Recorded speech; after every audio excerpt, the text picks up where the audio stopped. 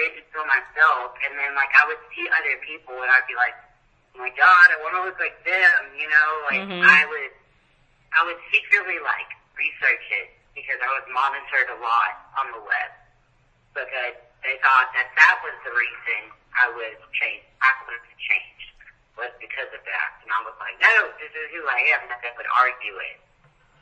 And, you know, when you're arguing with somebody that's really religious, it's not going to work. Like, no matter what you say, they're still going to believe what they want to believe. Yeah. So I was just like, oh, like, so frustrated. And I just remember looking at my twin sister, and I was like, I just want them to understand me. And she's like, Baba, they will never understand you, but you have to be true to yourself. And I'm like, I'm trying. Like, I would cry. I would scream, self-harm. Like, I went suicide attempts. Like, I went through it all.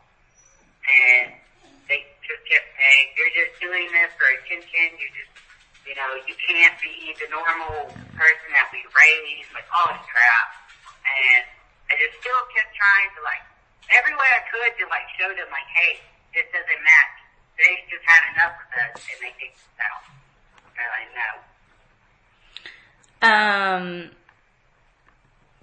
When you got adopted at 16, did your sister also get adopted? Yeah, she did. Good.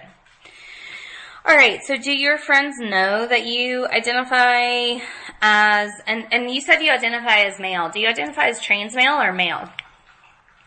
Trans male. Okay. So do your friends know that you identify as trans male? Yes, they do. Okay. What was their reaction when you told them?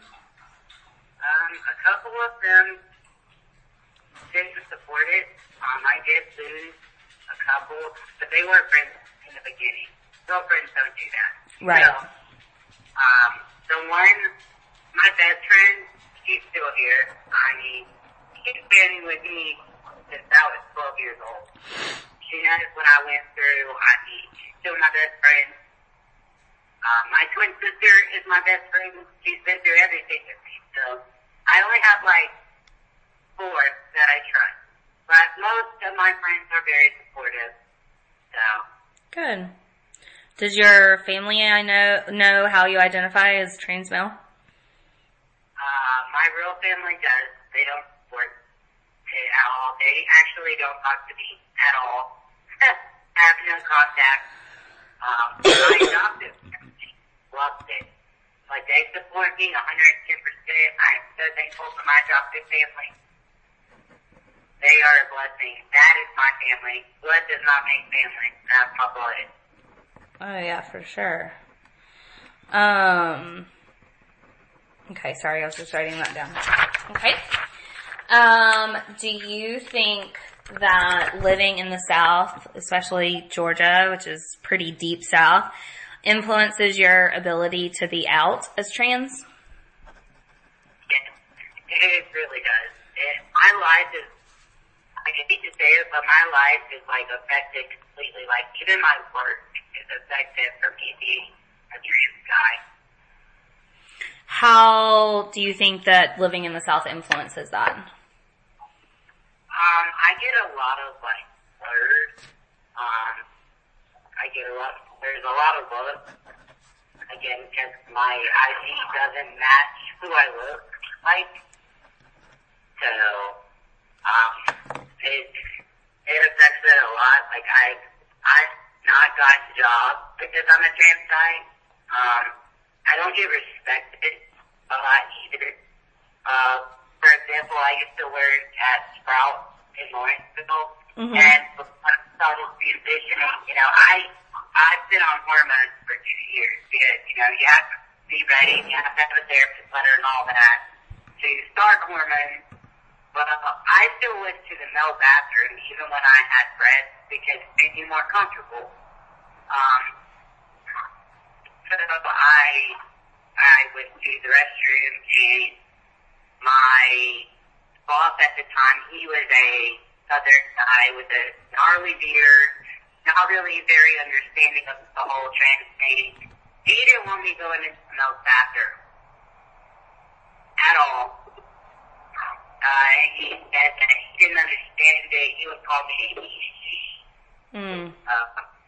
I've been choked out in a male bathroom. The guy called me the F word and choked me out in the bathroom. That was at a bar because I was drinking with my sister, and my sister took her wife home because her wife had to put puking at the bar, so you can't puke at the bar, so they sent you home. It was probably like not even 5 minutes. My sister was gone. I went into the bathroom. The guy didn't like it, and he choked me out. Called me the F word, and told me to get the hell out and get, he said he was going to kill me. So I called my sister, and I was like, you need to come get me. I just got choked out. By the F word, you don't mean fucker, right? Yeah, I don't mean that. Okay. Fucker, yeah, that's fine. You don't have to say it. I just wanted to make sure. I wish you would have called me a fucker. That would have been nicer. Yeah, it is nicer. You're right. It's like the only time we wish that somebody would call us that. Alright, so do you think that your previous incarceration record influences your ability to be out? Do you think that it's kind of like a double sword? It's like a double whammy. Yeah. Like they look at you different when they see your record, and I'm like, because a lot of people think like I've injured somebody when I got the DUI, and I'm like, no, I didn't. I just got railroaded by the system. Like literally, that is what happened in my situation was I got railroaded. So I didn't hurt anyone. It was nothing of the sort of hurting someone. It was just bad timing, I guess, and I was in a small county. So yeah, I'm definitely, in just a couple of minutes, I'm going to ask you about a lot of the stuff that, like about your incarceration and what, the DUI and stuff. So I'm sure you could talk a lot about that, but I'm going to get to that in just 1 second, okay?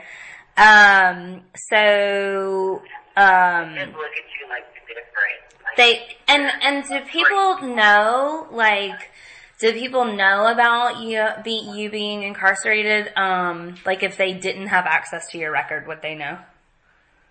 Yeah. Okay.